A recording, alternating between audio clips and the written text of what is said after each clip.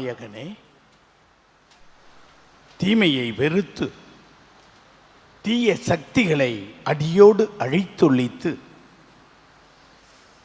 உம் நற்செய்தியின் வழிமொழிய உண்மைக்கான அக்கறை, உண்மையான அக்கறை, உண்மையில் அக்கறை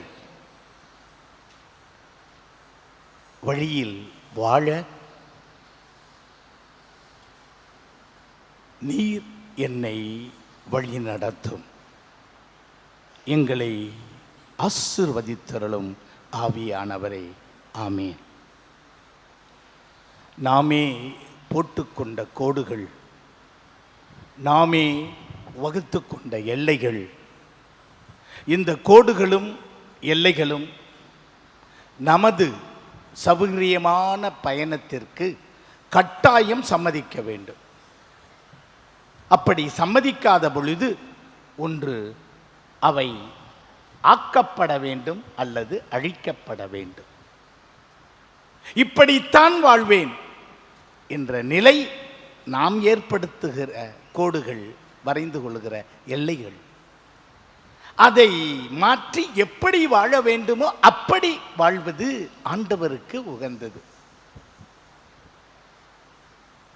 உயிர்த்த எம்பெருமான் இறை இயேசுவில் பிரியமான ஆரோக்கிய அன்னையின் அன்பு பக்தர்களே, உண்மையான அக்கறை என்ன? தந்தையான கடவுளுக்கு உலகை அருமையாக படைத்தார், உருவாக்கினார்.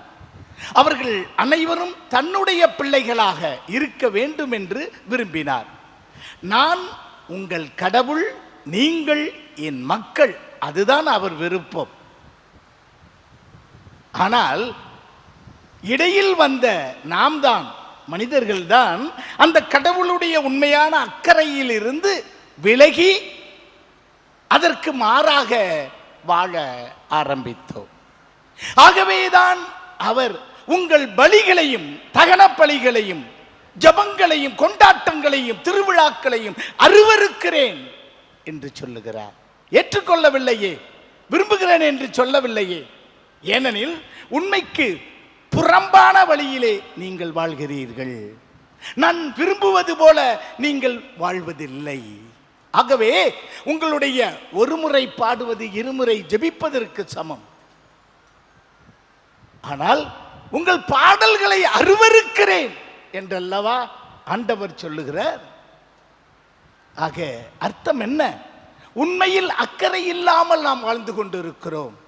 உண்மையை சொல்லுகிறேன், உள்ளதை சொல்லுகிறேன். சேர்ந்து சிந்தித்து ஜெபிப்போமே. ஆண்டவர் இயேசு கிறிஸ்துவுக்கு விவிலியத்திலே 2 இடங்களில் அபரிமிதமான கோபம் வருகிறது. கோபம் எங்கே?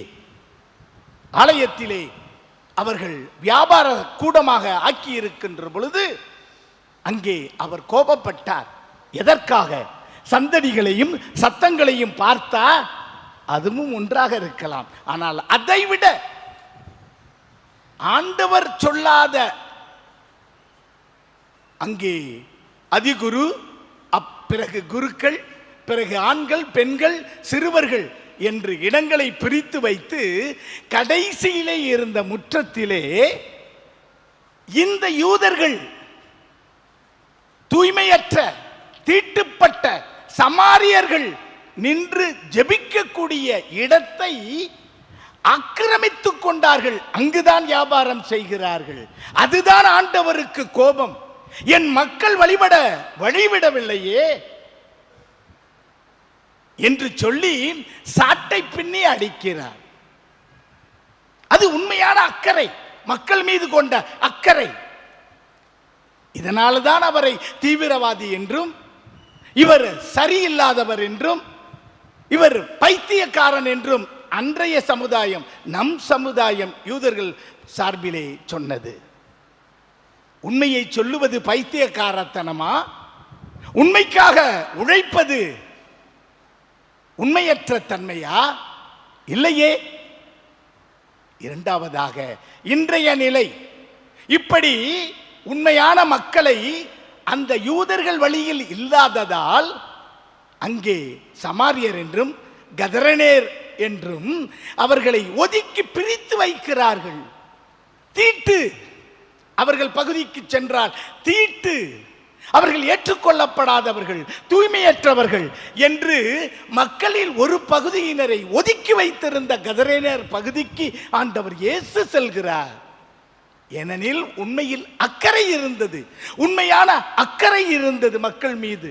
ஆகவே அந்த பகுதிக்கு செல்லுகிறார், அந்த மக்களை பார்க்கிறார். அங்கே என்ன ஒரு உணர்வற்ற தன்மையிலே இருக்கிறீர்கள், ஏனெனில் அவர்கள் மங்கி மங்கி உள்ளத்தில் வைத்து பொங்கி பொங்கி எழுகிறார்கள். ஆகவேதான் ஆண்டவர் வருகின்ற பொழுது பேய் வடிவிலே, சாத்தான் வடிவிலே கத்திக்கொண்டு வருகிறார்கள், உள்ளத்தின் குமரல். ஆக இப்படி அடக்குமுறையிலே இருக்கிற நீங்கள் உங்கள் உணர்வுகளை புரிந்து கொள்ளாமல் இருக்கிறீர்களே. இவர்கள் தீட்டு என்று உங்களை ஒதுக்குகிறார்கள், உணர்வற்ற நிலையிலே நீங்கள் இருந்து கொண்டிருக்கிறீர்களே என்று ஆண்டவருக்கு கடும் கோபம் வருகிறது. அப்பொழுதுதான் எங்களை ஏன் வதைக்க வந்தீர்களா என்று சொல்லி ஆண்டவரிடம் கேட்கின்ற பொழுது, இந்த பன்றி கூட்டத்திலே எங்களை அனுப்புங்கள் என்று சொன்ன பொழுது, அவைகள் அந்த சொத்துகள், அந்த சுகங்கள், அந்த பதவிகள் உங்களுக்கு இருந்தால் என்ன, இல்லை என்றால் என்ன, அழிந்தொழியட்டும் அழிந்தொழியட்டும் என்று சொல்லி அத்துணை பன்றிகளையும் சாத்தானின் வாழ்விடமான கடலுக்கு அனுப்பிவிடுகிறார். உயிர்த்த இறை இயேசுவில் பிரியமானவர்களே, இது அன்று மட்டும் நடக்கவில்லை. உண்மைக்கு புறம்பான, உண்மையற்ற நிலையிலே ஆண்டவர் விரும்பாத அந்த அக்கறை இல்லாத தன்மையை சுமார் 2015 தங்களுடைய ஜூபிலி விழாவை கொண்டாடிய அர்ப்பணியாளர்கள் அக்கறை என்ற வடிவிலே ஒரு புத்தகத்தை வெளியிட்டார்கள். அது என்ன அக்கறை? ஆண்டவன் கொண்டிருக்கிற அக்கறை. அதாவது ஆயர்கள், குருக்கள், நம்பிக்கையாளர்கள், இறை மக்கள் எப்படி இருக்க வேண்டும் என்று இறைவன் விரும்புகிறார், திருச்சட்டம் விரும்புகிறது, திரு அவை விரும்புகிறது என்று ஒரு பகுதியிலும், மறுபகுதியில் ஆயர்கள், குருக்கள், நம்பிக்கையாளர்கள், இறைமக்கள் எப்படி இருக்கிறார்கள், எப்படி இருக்கக்கூடாது என்று மறுபக்கத்திலும் தெளிவாக விளக்கி இருக்கிறார்கள். எப்படி இருக்க வேண்டும் என்று தெளிவாக வரையறுத்து கூறியிருக்கிறார்கள். ஏன் இந்த அக்கறை உங்களுக்கும் எனக்கும் இல்லை? ஆண்டவருக்கு இருக்கிறது. நாம் அனைவரும் சமத்துவ நீதியோடு சமதர்ம குடும்பமாக ஒற்றுமையாக வாழ வேண்டும் என்று கடவுள் விரும்புகிறார். அதற்காகத்தானே இத்தனை அருமையான வளங்களையும் நலன்களையும் இறைவன் நமக்கு தந்து நம்மை வாழ்வித்துக் கொண்டிருக்கிறார். அரைக்க அன்னை வழியாக அருள்பாலித்துக் கொண்டிருக்கிறார். அதற்காகத்தானே இந்த திருத்தலத்தை தேடி நாடி ஓடி வந்திருக்கிறோம். அப்படி இருக்கிற இருக்கையிலே நமது வாழ்க்கைகள் வெறும் கொண்டாட்டத்திலும் வழிபாட்டிலும் மூழ்கி இருந்து விட்டால், நாம் வருடா வருடம் கொண்டாடுகிற இந்த கொண்டாட்டங்களும் இந்த வழிபாடுகளும் எப்படி இருக்கிறது? கூச்சல் போட்டுக்கொண்டு குழப்பங்கள் ஏற்படுத்தி கொண்டு இறைவன் கொண்ட அக்கறை இல்லாத நிலையிலே, அக்கறையற்ற நிலையிலே நாம் இருக்கிறோம் அல்லவா? அது தவறல்லவா? அதை உணர வேண்டாமா? இன்று இந்த ஆலயத்திற்கு வந்திருக்கிற நாம், நமது கொண்டாட்டங்கள், நமது வழிபாடுகள், நமது ஜெபங்கள் உண்மையானதாக இருக்க வேண்டும் என்றால், நம்முடைய வாழ்க்கையிலே அந்த ஆண்டவர் நமக்கு கொடுத்த சமத்துவ நீதியை, சமதர்ம நீதியை, அனைவரும் இறை மக்கள், அனைவரும் கடவுளால் உருவாக்கப்பட்டவர்கள், உண்டாக்கப்பட்டவர்கள், நாம் வாழ்வதற்கு உரிமையானவர்கள் என்று சொல்லி அனைவரையும் ஏற்றுக்கொண்டு அனைவரையும் அன்பு செய்கின்ற பொழுது உண்மையான இறைவனில் அக்கறை கொண்டிருக்கிறோம். ஆமேன்.